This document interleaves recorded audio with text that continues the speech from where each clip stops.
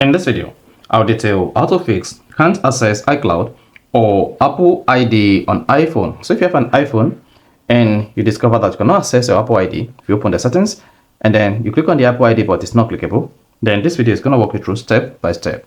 So if I don't know this video, you found this helpful and informative, please don't forget to like and subscribe. Now, if you want to fix can't access iCloud or Apple ID, all you just need to do is go to your iPhone settings. On the settings page, scroll down until you get to screen time and click on that.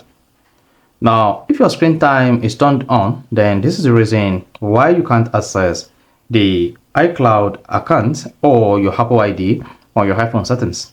Then you want to scroll down until you get to content and privacy restrictions, click on that.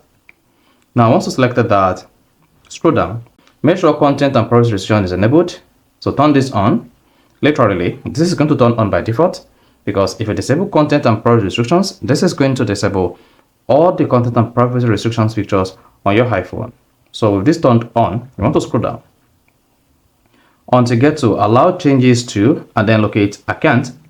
Here you can see this is set to disallowed. So this is not going to allow you to access your Apple ID account or your iCloud account. Now to access it, go ahead and click on allow and hit the back button. Go back to your iPhone settings. On the settings page, you should see the iCloud or Apple ID account accessible, and if this doesn't let you to access it, close the settings page, open it again, then you should see the iCloud account accessible. So this is how you can easily fix can't access iCloud or Apple ID on iPhone. So if you found this helpful and informative, please don't forget to like and subscribe.